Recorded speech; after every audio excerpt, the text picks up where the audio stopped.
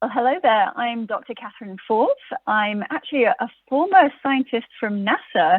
And while I was there, we invented technology for astronauts on the moon and Mars. So we often talk about how we're on a mission to save the world from falling down. So that sounds quite funny, but actually, if you think about it, falling down, it's a gravity problem. Not much else, but a gravity problem. But let's just pull back a little bit. Let's think about digital health, digital innovations. And there's so many different ways that you can measure things about yourself. You can measure your heart rate, your blood pressure, how many steps. I mean, even just wearing your Apple Watch, you can get all sorts of different things. And there's this digital representation of you. The thing is that when you measure these different health vital signs, there's a purpose behind it. And that purpose is to try and identify what's going to happen in the future so you can change it to make sure that your health outcomes are going to be better. So if you're looking at your blood pressure, you're trying to see, is there a nasty heart attack due to come in the next few months or years? Can I do something now to change it? So that's why it's so helpful to measure vital signs. But there's a missing piece. And that piece is balance. If we're not measuring balance, we don't know how well that your body is actually handling gravity and how at risk for falling you truly are.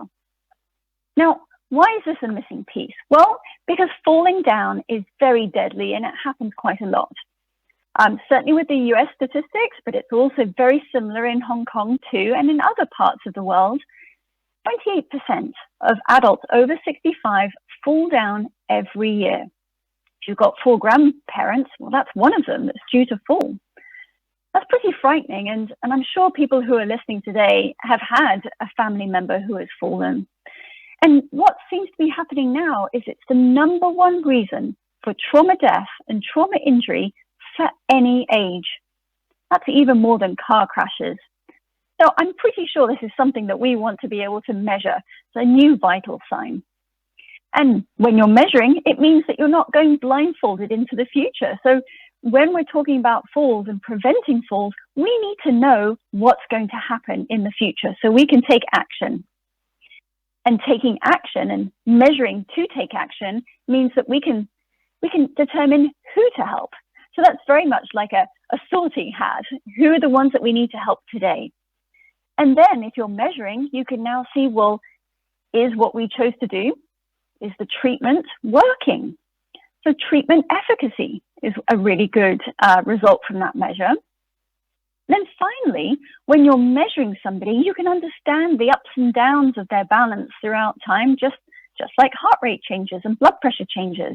And now you can really provide personalized medicine and personalized care for preventing falls. So is there anything out there that can really help to identify and predict who's going to fall in the next year? Unfortunately, the current clinical tools are failing to identify 69 to 85% of at-risk individuals. So right off the bat, it's hard to even know who really is at risk. You might think, oh, well, it's obvious. It's the little old lady with the gray hair. But that's not actually the case. And there's plenty of people who are at risk for falling and that we would like to help. At ZIBRIO, the technology I mentioned that was originally put to help astronauts on the moon and Mars, it can actually identify 2 to 5 times more at-risk individuals for falling. So right off the bat, now you can see more people who are at risk so that you can then help them with whatever method you choose. But here's the process. You stand on the scale and you stand there for 60 seconds. Just nicely with your eyes open, you get a score from 1 to 10. 10 is the best. That's like Simone Biles on a good day. 1, 2, and 3 is high risk for falling. 4, 5, 6 is moderate risk for falling. That score is predictive of whether you're going to fall down in the next 12 months. So we've got that vital sign. And then we have a variety of different software products to help guide either the clinician through with clinical decision-making software or the individual through to be better with our Balance Coach app. that gives personalized wellness advice. We also have the ability to provide remote patient monitoring. So if a patient, if the doctor would like to prescribe remote patient monitoring to a patient, those data can be fed through to the physician so they can see daily changes in that balance. The vital sign, they can keep track of it. So you measure.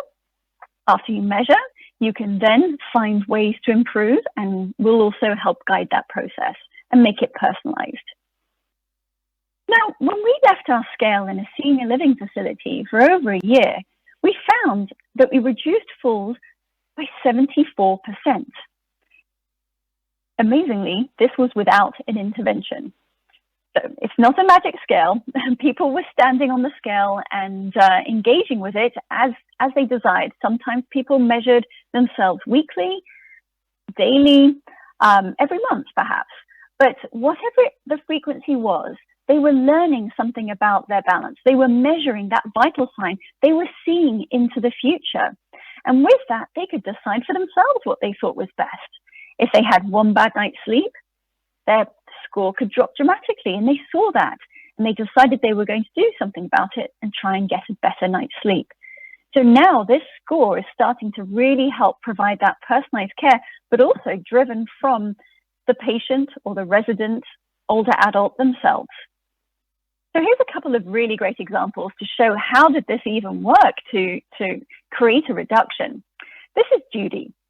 Judy was scoring high risk, and she did fall as we would have predicted, but fortunately, she didn't break anything. She was prescribed physical therapy, and her score went up, as you would expect.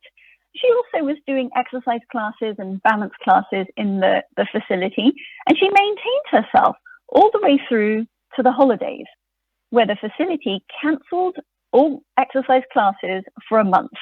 Well, you can see what happened to Judy. Her score plummeted. She was really unhappy about it, and she also got out of the habit of doing the exercise. When she resumed her exercise, she got right back up. So her balance improved, her risk was much better, and you can see she even went higher than when she was doing the PT and balance classes earlier. She was very, very motivated, and she kept that up for another year until holidays hit, classes cancelled, down she went. But this time it only took one test for her to know what to do, and up she went again. So this is a very clean example of how, obviously this is now physical exercise, PT. You do more, you can get better. You do less, it gets worse. So quite intuitive there. But there's something to note. How quickly balance can improve and also drop down. This isn't like cholesterol, which can take over 6 months to actually move the needle to try and improve things. You can improve for better and for worse very, very quickly. And by measuring yourself, you can see when are you improving, but you can also see when things dropping down, because often people aren't thinking in their minds that they're at risk, because of course, months before, they were doing pretty well. So this really helps to cut through any denial that you have with older adults about their full risk. Now, when we have also had an implementation in a number of different senior living facilities covering over 2,000 residents for 2 months, we saw some very similar kind of findings. Firstly, we identified many more residents than they thought were at risk initially with their current tests. And then we found that of those 2,000 residents, 77% of them maintained their score or even improved their score, which of course, when you're dealing with the older adults, just maintaining is a form of improvement anyway. And you can see here that this particular facility or set of facilities had physical therapists that were serving them, and they were applying their PT services. And very similar to Judy's example, we saw people who were in the high risk range that were able to lift up and get into a lower risk category that can be then measured. You then know, did that PT work? Treatment efficacy. Is what we're doing working? From this, they also saw that they were able to shift 7% of their residents from the high risk into a lower risk category. So even without seeing and counting those full events, they knew that they had reduced falls for the next 12 months just because they'd shifted the score. So this is changing the game. No longer do you have to wait 12 months or 6 months just to count the number of falls. You've got the ability to look into the future and real-time measure your population, whether it's older adults as residents in senior facilities, a load of your friends all together as older adults, or patients. You now have the ability to then see what will happen, how many falls are expected, and has what's happened, have we changed our score for better or for worse? And therefore, you've got this outcome measure that is for the future. Now, people do love this. I mean, who doesn't love being able to be in control of your own world? Older adults, they love being able to see what's going on, when things are going well, when things are going poorly, so they can act. But then if you're managing any kind of a population, whether you're a senior living facility and you're trying to manage all of those older adults in your care, they believe that this is really the only way to prevent falls and to increase the wellness and longevity in those communities. Because now, not only is the care being provided, but it's measurable. It's measurable to the individual so they can be motivated, and it's measurable for all of the staff managing the population. There's no more guessing, no more walking blindly over the cliffs. And when residents are actually seeing their scores, it makes them want to improve. They often talk to their friends about their scores and start to compete even about who's doing best and how can they improve it. But these are the things that staff are seeing when they use our technology with their older residents and older patients. So when we're talking about measure, think about blood pressure. You know, it's the same across anywhere up and down the care continuum. Your doctor is using blood pressure, the PT is using the same blood pressure, your dentist is using the same blood pressure. You might have a blood pressure machine at home or in a pharmacy, but it's all the same measurement. So this balance measure, which is highly predictive and better than current clinical practices, we see this up and down the care continuum in doctors' offices for screening, in senior living to make sure that the care is being provided for those residents, in physical therapy to ensure that their treatment is working, and then also at the home or in fitness gyms to empower people to measure themselves so that they know where they are and they can take action for themselves.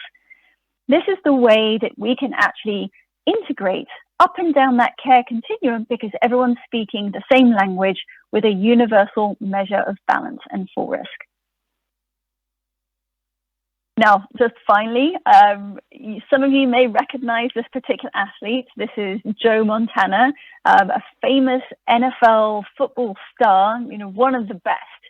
Now, when he saw this technology, he was very excited. And you would think of him as somebody who is, you know, a physical specimen, surely very capable of balancing even in his 60s. However, what he had to say is that unless you test yourself, you don't know if you have that balance problem. And it's absolutely true. You don't know until you perhaps fall down, but we don't want that to occur. So let's get that measurement, let's get that prediction so that we can see into the future and then help ourselves and help the population that we manage.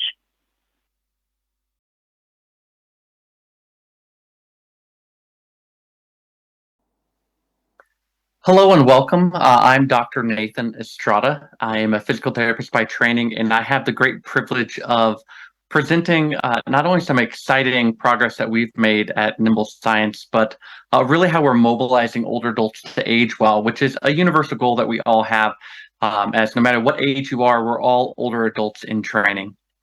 So when we talk about mobility, what really holds people back from having a really healthy aging, it starts with the fall. It's kind of that first instance to where we see significant decline. And from a mobility perspective, even internationally, but from the United States specifically, 1 in 3 older adults falls each year. A lot of times we see the statistic of maybe 1 in 4 fall, but 1 in 4 are willing to talk about it. 1 in 3 actually experience the fall. And if you want to know that on average they fall twice. So once someone has a fall, we really have seen this uptick of mortality and morbidity after that fall event. And it's really a loss of independence. So if that original fall doesn't result in significant injury, the fear of falling after that really reduces people's willingness to move. And so we see a lot of fear avoidant behavior and people start to live smaller lives. And we've been trying to solve this problem for decades. And the sad reality is we're not really meeting the need. And so you're twice as likely to die from a fall today as you were 20 years ago per capita. It's not that we have more older adults. It's actually more risky. And part of that is the solutions that we've created are really only addressing 1 in 800 who are willing to participate in them.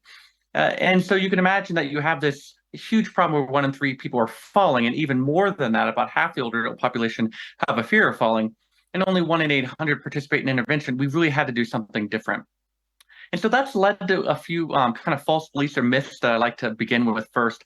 Myth number one is that we're treating the right people. We tend to design programs for older adults in a classroom environment, an in-person environment. Well, that really addresses the need of the 8% of the population that are willing and capable of leaving their home easily, who go to the gym anyway. So we see that people do a fall prevention class and then suddenly they have all kinds of other aspects of it. And the people that we really need to be treating are the people that are living in their own home. So from that perspective, it's crucial that we realize that these 8% are going to the gym, that they're getting intervention, or at least availability, and then 8% in the clinical, but 84% are literally doing nothing. What if we just focused on them instead? Myth number two is that older adults are not tech-enabled. Obviously, post the pandemic, we've seen some great changes here, but this has been changing for a long time. The vast majority of older adults have a smart device, and by the way, they use it daily. And when you look at that overall access, and the reason why we don't see older adults using digital health a lot is not because they don't have access to it, it's because they don't have broadband, and specifically in rural regions. In our area, about 80% of rural older adults do not access or cannot stream a class. So they don't participate in the things that they cannot actually do. And the vast majority of older adults want more digital health. And so when you look at the reality is the lack of engagement has nothing to do with access. It has to do with how we've designed other programs. Myth number three, that older adults aren't motivated. Because we don't see them engaged, sometimes we make the assumption that they're apathetic about the topic. Actually, balance and mobility is the #1 anxiety point of aging, and it's the #1 goal because everyone wants to age independently.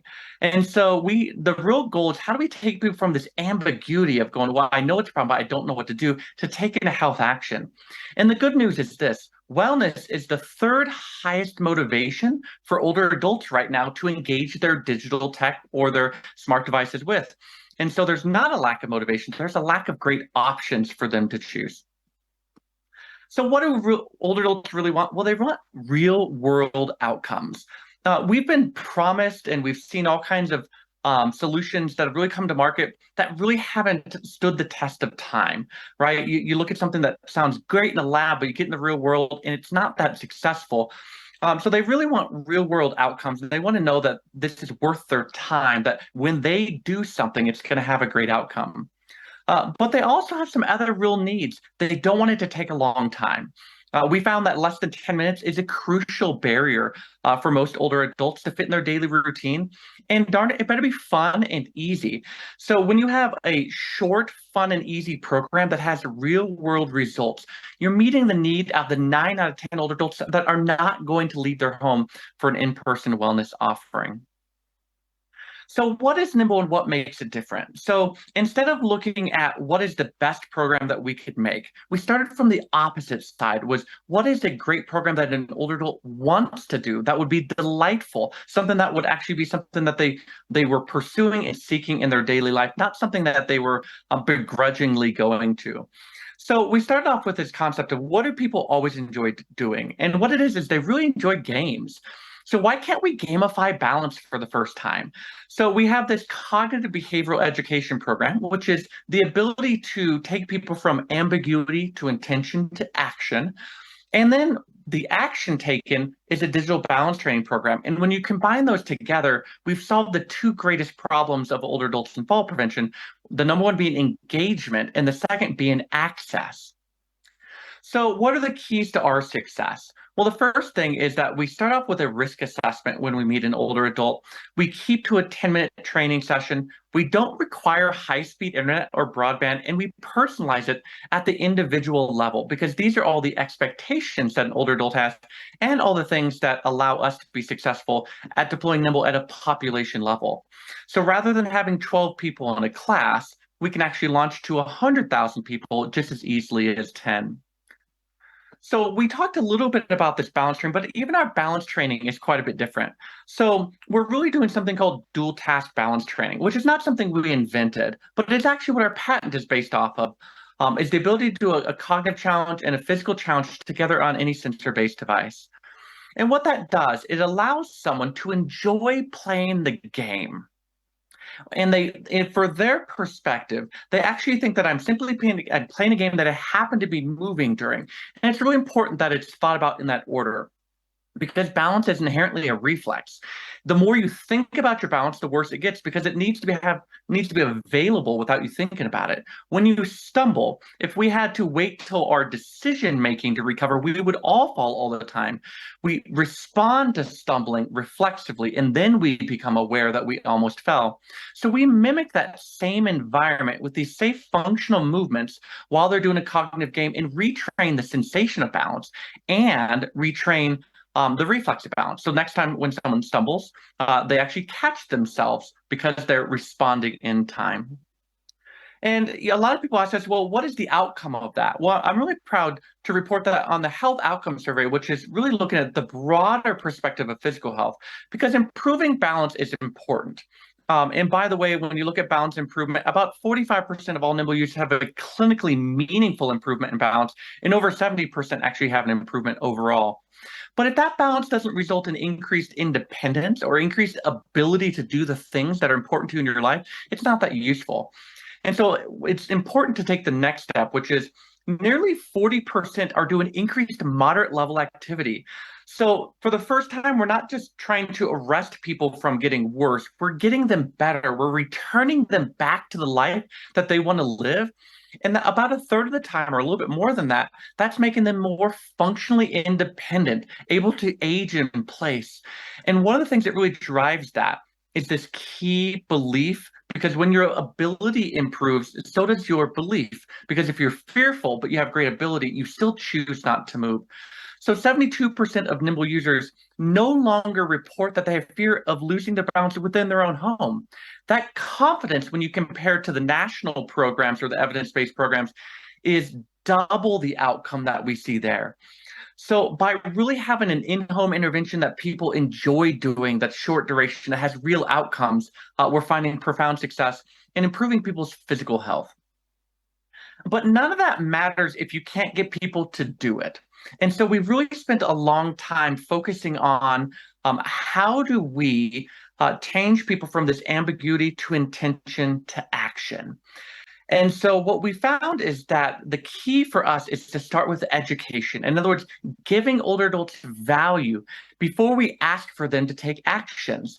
And so that includes over 30 educational topics that are really based on common questions that older adults have always wondered about. For instance, the 12 most common questions you'd like to ask your doctor. And by engaging people in health content, they go, ooh, that was really an important thing for me to learn. What else do they have to offer? And that's how you take people from the ambiguity to intention. And then when you give them health actions that are meaningful and you connect them to their internal motivations, that's when actions are taken. And so we're driving behavioral change to close gaps in care. So whereas most people are trying to solve problems from their perspective, what does the doctor need from them, or what's the family, or what's the insurance need from them, we start with the older adult themselves and say, what are your needs? And let's start there, and let's only focus on you. And so we're able to personalize that journey just as much as we can personalize their physical training. As a result of that, people really reciprocate that with the relationship in health actions. That behavioral change theory is novel. It's something that we had to create. And it has three major tenets that are important to most people. The first aspect of it is we're really focusing on putting the older adult first and addressing issues that matter to them. Balance and mobility is the #1 anxiety point of aging. What's interesting is there's a lot of really other large aspects of aging, but you can't meet those first. In other words, the foundation of great living is mobility, and it empowers a lot of other decisions. And also lowering the barriers of entry to as low as they can possibly go. No longer requiring people to leave their home, people that don't want to exercise in front of others, allowing them to have a personal program, and really making sure that it's personalized where they want to receive care, which for the vast majority of older adults, it's actually in the privacy of their own home. And then finally focusing on coping self-efficacy. And this is really important. Coping self-efficacy has two halves. The first half is it's the belief that the things that I do are going to have an outsized outcome. So if I do balance training, I'm going to fall less. Far too often do we do things for older adults, which decreases their belief that it's their actions that make the big difference. The second aspect of that, what if I do something and I don't do well? What if I fail? Well, the worst thing that you could lose at Nymbl is 10 minutes of your time. And so because that risk is so low and the benefit is so high, we see outsized engagement. In fact, we're the #1 engaged program on Medicare Advantage plans in the United States. So when you combine that physical outcome and the ability to do behavioral change for older adults, it really results in cost savings in the first year of fall prevention for the first time. And so we're really excited. We actually ran the world's largest fall prevention study outside of a clinical setting in our partnership for New Zealand called ACC. And we found that not only did Nymbl reduce claims for at least a year, and the reason why I say at least is we're pulling the next data data, so that's the farthest we have right now, but that reduction in claims was measurable and significant at 6 months. So most programs don't even have any claim savings for at least 2 years, whereas Nymbl actually is budget positive in the first year alone and continues to grow in value. And when you look at the key drivers of that, it's because we're meeting an older adult in a way that they want this need met. So when you combine that with great outcomes with a community-based service like a area agency in aging in the United States, we have a great partnership with a large regional group called Dr. COG. It's not a physician, it stands for Denver Regional Council of Governments, which is the whole Denver metro area of roughly 500,000 older adult lives that we were able to launch our program and to validate that our outcomes on the insurance side continued if you just launched Nymbl as a geographic or community initiative. And so we launched our program. In the last 18 months, we've deployed over 80 tactics for direct outreach to older adults. And you notice that it's direct to older adults. We're not relying on doctors to talk to older adults or children talk to older adults because older adults are motivated. They want to solve this problem. They want to have great mobility. So we've been on the local news. We've been in the newspapers. We've been on public radio. And when you combine all that campaign, we've really been able to engage older adults in their balance in a much more productive way. And our messaging is centered up 3 main truths. Most falls are preventable. Anyone can improve their balance, and it's never too late to start. Far too often, people go, falls are normal, and they're not. And so you have to dispel those myths, just like we dispelled some of the myths earlier in this presentation. So we built upon that success, and did we get an incredible amount of engagement with that? So in 18 months, we had over 170,000 balance training sessions. When you compare that with the best prior performance to Nymbl in the state of Colorado, which has twice as many older adults as our current geography, they only had 5,000 per year. And so what we found is a scalable and efficacious program was well received and engaged in a way that really was able to build outcomes. But it's not just about balance training, it's also about education, because there's a lot of other risk factors outside of balance that can cause people to fall, like polypharmacy, or fear of falling, or urinary urgency, or needing your hands to get out of a chair, and all those different aspects of fall risk that we can engage with health behaviors. So we're driving people to have conversations with their doctor about fall risk, get their vision checked, have the medications reconciled, along with all the behavioral change of moving again and not having fear avoidant behavior. And when you look at what drove that is most people said, I engaged Nymbl more because it was available in my home where I wanted it. So we have these great outcomes in the Medicare Advantage plans. How'd that work in the community? Well, I've got great news. We enrolled 16,000 older adults. And so we got 1 in 30 to engage in our region rather than 1 in 800. So if you do the math on that, that's roughly 26 times the previous engagement. In fact, we had so many people doing balance training in Denver that it was more than the rest of the programs combined for the country. And it's not just that we engaged them and we got them to do things. We had real outcomes, and they're even better than our Medicare side. So 61% had clinically meaningful improvement in balance. And here's what that means. Someone started off less than average for their age, and when they graduated Nymbl, they were better than their age and gender peers. And if you started off in high risk for falls, 72% when they graduated the program were no longer in the high risk category altogether on physical testing. So the real cost of that, or the real outcome of that, was cost savings of around $5 million. But the life cost of that was we saved 73 older adults' lives in the first 18 months alone because we prevented over 200 hospitalizations. The sad reality of it is 1 in 3 older adults have a fatality within 3 years of all related hospitalization. So we're literally not only improving mobility, improving independence, but saving lives.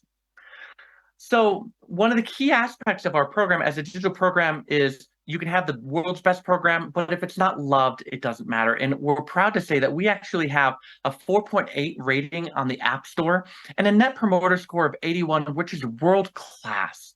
So our experience that we're offering older adults is truly world leading, and it's offering an experience that older adults are wanting to come back to and are reciprocating this delightful experience with training and engagement and education content that allows us to have the outcome we have. Rather than begging an older adult to do it, they're choosing on their own because they're wonderfully motivated. You don't have to take our word for it. So what you can see here is that in a recent article in BMC Geriatrics, which is a top 20 journal, Nymbl was considered one of the top programs, actually the #1 program out of 37 for older adult design, and a top 4 program in the world overall. Here's what that means.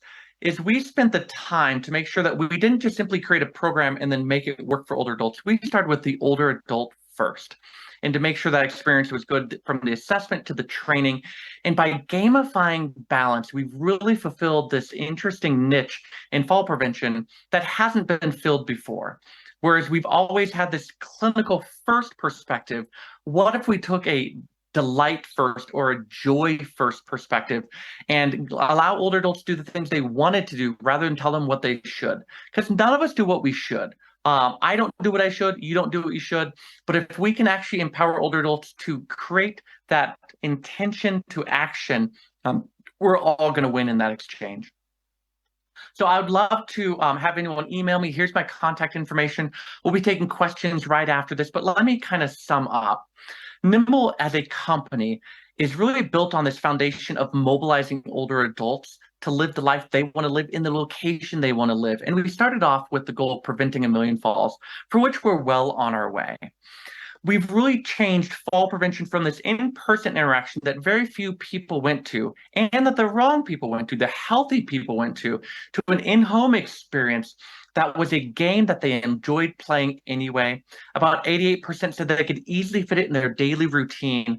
And as a result of that, they actually do the training. And because our training is so effective, we have these outcomes that are industry leading and important to all of us, and most importantly, important to our mothers and our fathers and our grandparents, because we are all aspiring older adults, and the better we can do to prevent falls, the better lifestyle we're all going to have.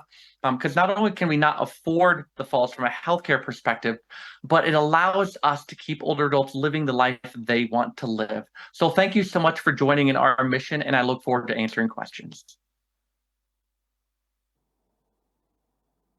Thank you, Dr. Estrada, for your inspiring sharing.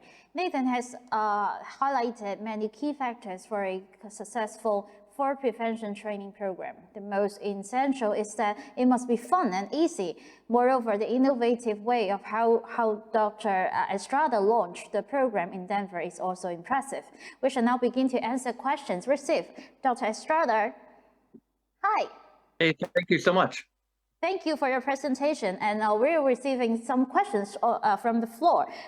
But a question for myself first. Actually, how's Nymbl work, and how it is arising the awareness of people to fall? You know, a small fall seems very simple, and people just stand up again. And then how actually people are reacting to falls now, say in Denver? Yeah, so I think the key there is making sure that we're debunking the myth that falls are normal first, right? And so ultimately, our primary goal is to show that anyone can improve their balance. If you're a faller, you can improve your balance. If you're perfectly healthy, you can improve your balance. And so since there's this universal ability to improve your balance, then everyone has a role in that, and no one wants to become a faller. So overall, a lot of our success is never talking about the risk of falls, but always talking about how much fall risk you can reduce. So rather than saying how dangerous the world is and to remove your throw rugs, we say, why don't we actually give you the ability to live in a dangerous world because you want to engage the world in the way that you choose. True.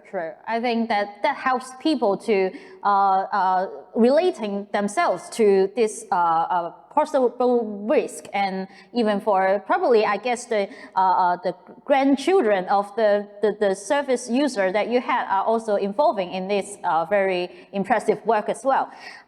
We are actually receiving some questions from the floor. The first one is, how was the cognitive behavioral training education actually performed via Nymbl?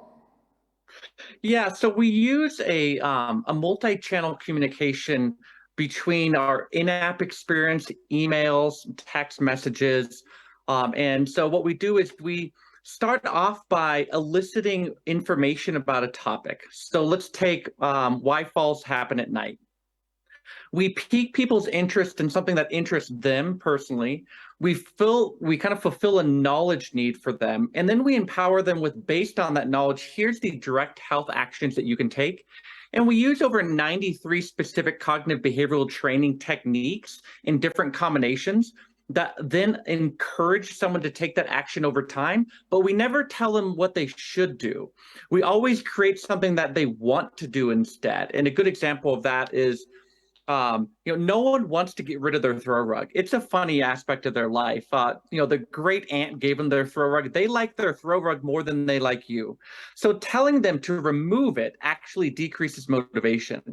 But reminding them that that throw rug is an important part of life to step over and to regain the ability is motivating instead. And you should talk to your doctor about all these different aspects of falling at night and your medication intake. And so by offering multiple solutions and having small incremental behaviors, we get people to do little things, and then the first action leads to the second action, which leads to the third, and eventually they do really big things like making an appointment with their doctor to talk about their medications.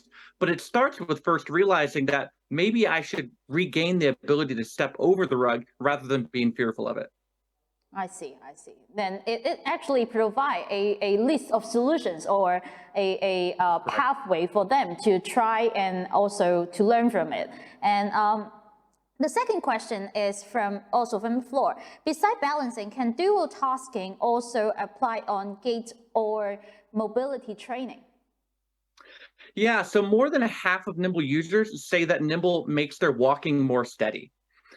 So when we look at dual task balance training, there's actually a whole kind of constellation of outcomes that you get in a very positive sense.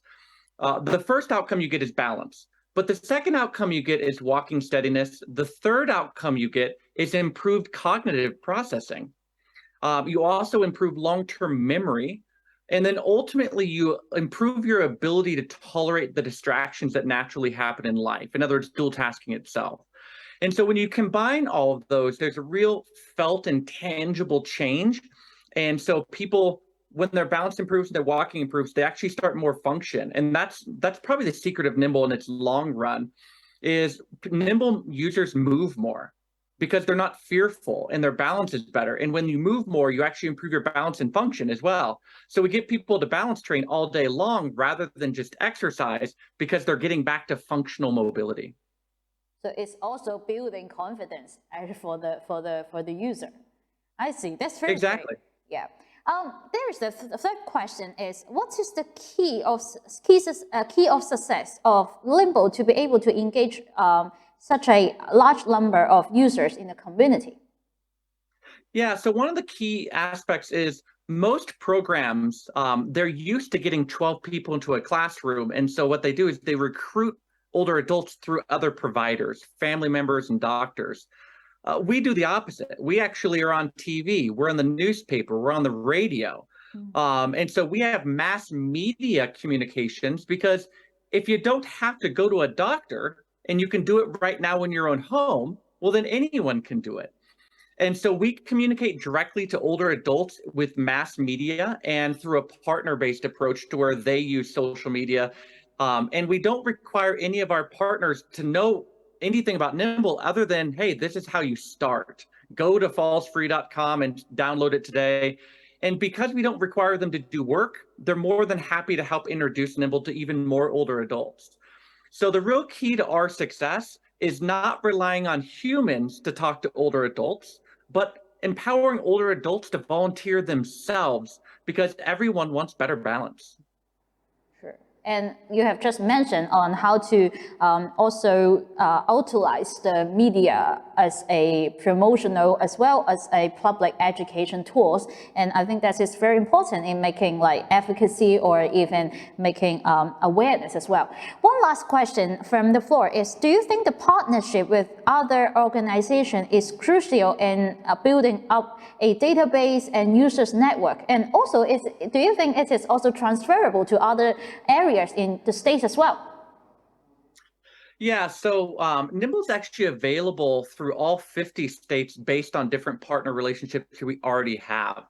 And it's really interesting. I'm going to break that down a little bit more. We're really successful in the urban area of Denver, and that makes a lot of sense because that's where the most success is. But 45% of our enrollees outside of Denver are rural or even frontier. And frontier means you don't live within 5 miles of your neighbor.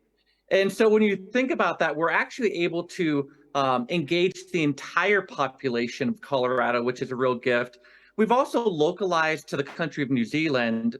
And we just enrolled in our pilot 2% of the entire older adult population. And we did that in 6 to 8 weeks of marketing.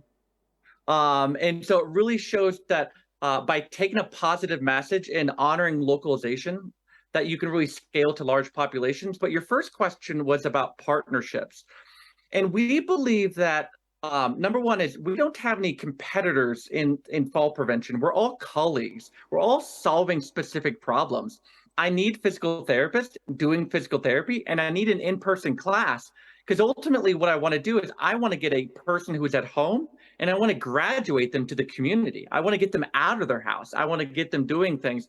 And so we all should be working together to solve this. We just happen to be the solution that's available in the home. And by using partnerships, it allows us to enhance how many older adults hear about us. So on average in Colorado, when you ask someone how many times they heard about Nymbl, they heard about it 3 to 4 times, and then they enrolled. Well, they didn't watch it 3 to 4 times, on PBS or the newspaper. They heard it from a bunch of different sources. And a lot of times it's just other older adults who were excited about their success. About 1 in 5 of our enrollees happens because another older adult said, I loved it and I would like you to do it with me. So it is also a word of mouth, and also how people are actually knowing your service, and also the Nymbl as well. And I think it is also important because it is quite intelligible to more people, and people can understand it easily about the apps or the work that you do. And one last question, actually quite probably a very fundamental one, and is what is the main role of performing fall risk assessment in Nymbl? Yeah, so our main role of assessing someone is to design a program that fits their needs. A lot of times when you do a fall risk assessment, you're trying to do something for not to help the older adult, to do documentation or to diagnose or to fulfill your needs as a provider. So our assessment is really based on identifying the key areas that we could work on together with every older adult to decrease their risk. Sometimes that's physical balance training. Sometimes it's not. What's really interesting, you look at different problems, someone gets good balance after doing Nymbl, but what if they have urinary urgency problems and there's not a bathroom nearby if they leave their house? Well, that stops them from leaving their house just as much as balance.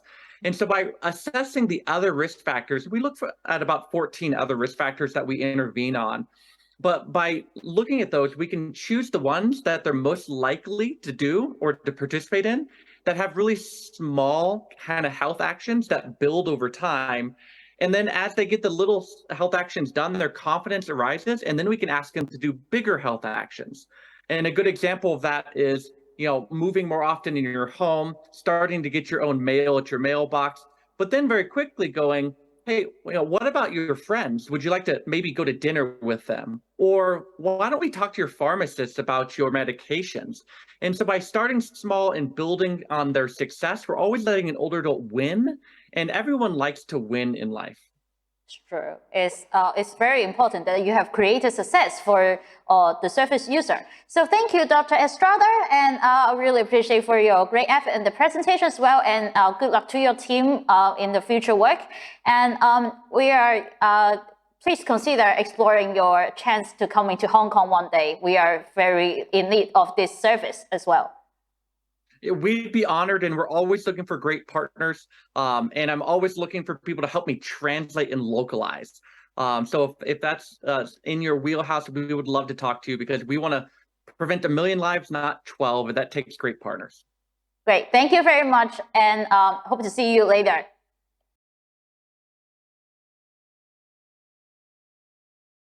Good morning. My name is Meng, and I'm the founder and CEO of SmartPeep. I'd like to thank the Hong Kong Council of Social Service for having me in this event. And today I'm going to share a bit about our fall prevention innovation using AI technology in the aged care industry. So several years ago, I was working in Hong Kong, and one day I got a call from my mom. And my mom actually told me that my grandma had a fall. At the time, she was alone on the ground, slightly injured, but she couldn't get up by herself. It took almost 30 minutes to an hour for somebody to find her and help her out. After she recovered, we noticed something different about her. Even though she could walk, she chose to rely on the wheelchair wherever she goes. We then realized that she had developed fear of walking after the fall. Because of lack of exercises, she became weaker and weaker over time, and her dementia got worse. And sadly, 1 year later, she passed away. I never expected that a fall with such minor injuries could lead to such a serious consequences. And I believe that what has happened to my grandma could be happening to millions of other seniors out there as well. For the past decade, I've been participated actively in research on biometric recognition technology, and I always believed that there's so much more we could do with this technology. And because of my grandma's incidents, I decided to look into what I can do to help prevent senior falls from happening. So I assembled a team and embarked on this quest. We visited numerous hospitals and assisted living facilities to understand how falls happen and how effective their current measures are in preventing falls. It turns out that senior falls often happen at the bedside when seniors are getting out of bed without assistance, either because they do not know how to use the call-bell, or they feel shy to call the nurses too often, or they've taken medication that makes them drowsy when they walk. So when fall happens, frail seniors may suffer from head trauma, hip fractures, and worse, some of them are irrecoverable. And due to staff shortage in assisted living facilities, every nurse has to take care of so many seniors at the same time. If the seniors don't use the call bell when they need to get out of bed, the nurses will never know who and when to assist. And this is very, very dangerous, especially at night. And very sadly, some nursing homes resorted to physical restraints in order to prevent them from coming out of bed. Some even used medication to put them to sleep. No falls, no hazards, right? But these methods significantly degraded their dignity and quality of life. Alternatively, some assisted living facilities will get their caregivers to monitor the high-risk seniors in a bed through a mobile phone and attend to the senior only when they are getting out of bed. This is very effective, frankly speaking, but the monitoring task can be very tiring. Indeed, the most effective way to prevent falls is to get someone to monitor the seniors and be there for them 24 hours a day whenever the seniors need help. But caregivers are also human too. They need rest. They need to handle so many tasks every day, and many of them are working 12 hours a day, 7 days a week. And it is quite pity to see them burning out and getting the blame when things happen. Fortunately, AI is very good at repetitive, mundane chores. It doesn't need to get paid, can work very long hours, and it doesn't need to rest at all. So AI is definitely a great fit for long hours senior monitoring. Just like any other new guy, we just need to train the AI to excel in the monitoring tasks so that we can actually unload this task off the shoulder of the caregivers. So as a result, we invented an AI solution to facilitate senior monitoring. We named the system AI Elderly Sitter System. Just like a babysitter that takes care of the baby, an elderly sitter takes care of the seniors. We power up off-the-shelf cameras with AI to track and detect anomalies using deep learning technology. And once it detects an intention to transit, it will automatically notify the caregiver so that the caregiver can come and help. And this is how it works.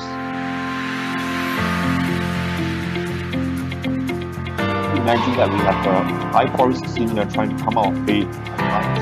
We are calling for a system.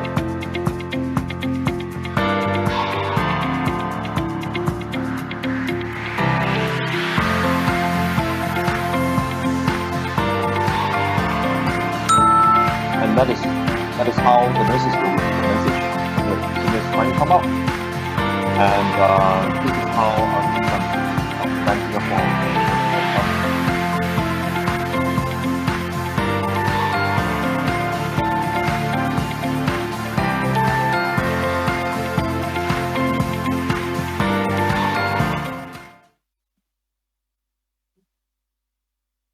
So this system is designed for seniors who need help to transit.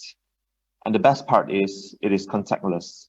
It does not require the seniors to wear anything on them when the AI is functioning. The optical sensors are the eyes of the AI system, and the AI server is the brain. Each server can be connected to up to 50 cameras, meaning each brain can be connected to up to 50 pairs of eyes to monitor 50 seniors in different rooms at the same time. If a senior wants to get out from bed, an alert will be triggered at the counter so that the caregiver would not miss a single event to help. This solution is privacy preserving, as nurses can only see blurred pictures at the counter when the alert shows up. No live streaming to the nurses, no audio recording. However, senior consent is required for this monitoring. And we also put up poster notice in the room to keep family and the resident informed about the system monitoring. Other than CCTV cameras, this system can also work with Wi-Fi cameras, thermal sensors too. You may be wondering, how do we train our AI? Actually, training an AI is like helping my 1-year-old kid to learn. He may not be able to understand my words completely, but I can always use flashcards examples to help him learn. So for example, if I want to help him recognize cats versus dogs, I would first prepare 50 cards of cats and another 50 cards of dogs. And I would show him one by one, this is a cat, this is dog, this is cat, and this is dog. And gradually, after going through this set of cards several rounds, my kids will eventually get a basic understanding of how a cat or a dog would look like. When I bring him out for a walk one day and he sees a random dog in the park, he'll point to it, say, "Daddy, that's a dog. Daddy, that's a dog." And even though this dog did not appear in any of my flashcards, he's still able to recognize the pattern of dog in general. So the same learning can be applied to our AI as well. When we want it to recognize the patterns of senior trying to get out of bed and patterns of not getting out of bed. We have to prepare thousands of examples for this AI to go through. And once it completes the learning process, we're then ready to deploy the AI to catch the risky events for the caregivers. To train the AI effectively, the content of our flashcards has to be as diverse as possible. In our early days, we have been visiting various hospitals, nursing homes to collect the required examples under different lighting, different camera angles. And just like human being, our AI is not 100% accurate. There's always an error rate contributing to false alarms and misdetections. With more and more data collected, and we have been improving our AI accuracy tremendously over the last few years. And to date, we have achieved a 97% accuracy now, with almost no misdetections and a few false alerts every week. So far, we have implemented 20 over fall prevention projects in hospitals and aged care facilities. We also have a few distributors distributing our products in different regions currently. Our current largest clients are hospitals in Singapore, actually. And this is the overall social impact that we have achieved: 72% reduction in falls from averagely 3 cases per month to 1 case per month. 2.5 times faster assistance from averagely 50 seconds response time to 20 seconds time. And we have facilitated nurse assistance for more than 20,000 risky cases so far. As we go along, we also discover more and more use cases where caregivers need help. In daycare centers, for example, a nurse is usually stationed at a common area to be with the seniors when they are doing their activities at the center.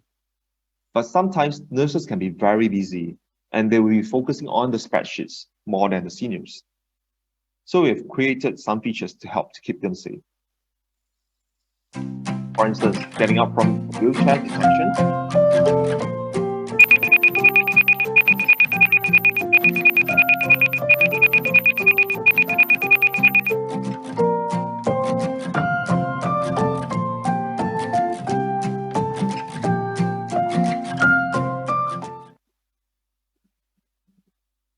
long toilet usage detection.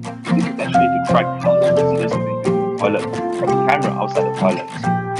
And once the door is closed, the light is dark. After 50 minutes, timer expired. The alarm got triggered. This can then check if the resident is not doing well or require attention.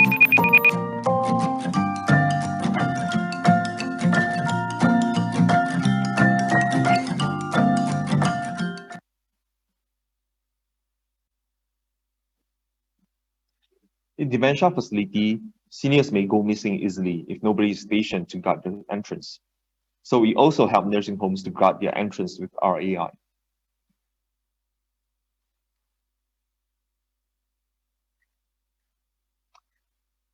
A few years back, we also had the opportunity to visit a huge retirement village in Sydney, Australia, housing 60 residents with dementia who can freely walk around in the facility, but they only have 2 nurses at night.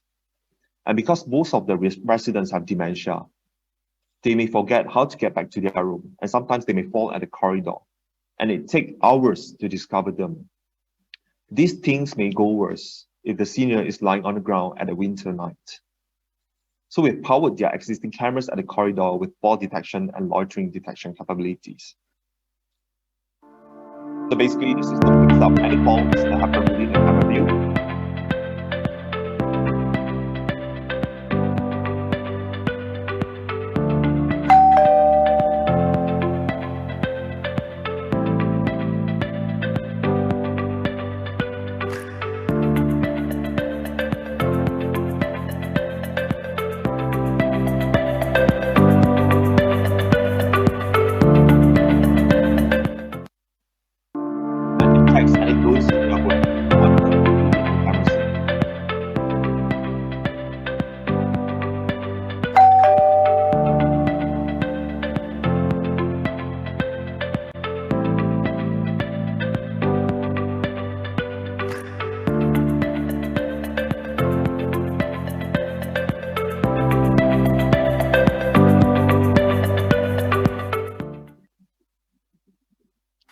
This is one of our clients, a retirement village in Malaysia. Let's see what they say about us. Hi, my name is Sherry. I'm the nurse and the home manager at FCC. FCC is actually the first retirement village and wellness base in Johor Bahru.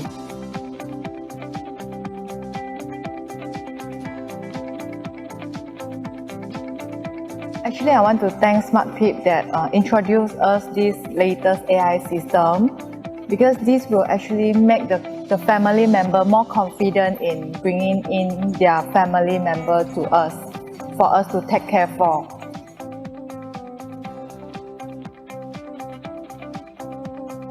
Most of the elderly actually admit here mobility is not that convenient already. Then after all, we need to provide them a more safety feature that can make them, ensure them that they have zero fall, or they can prevent the fall from happening in FCC, so that if they don't have fall, they can even live even better than before.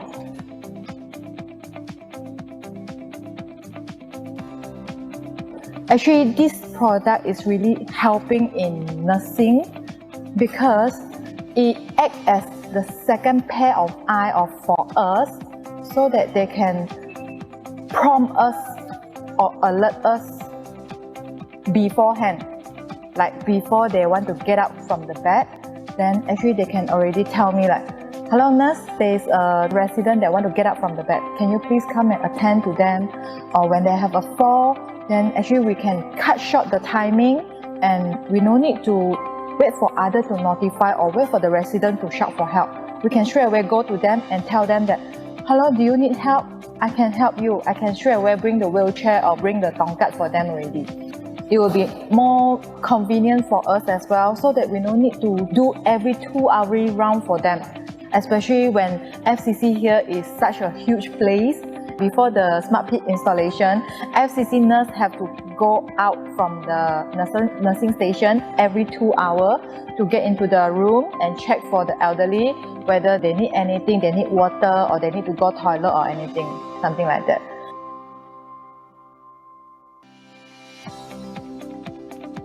When we bring in this AI system, they're also very surprised. Wow, you are so dare to invest in all this latest technology, and they are able to like relate, oh, why are you so keen to bring in this system? This is actually to help to prevent them from having a fall or one person loitering alone, help to let them have a very safe environment.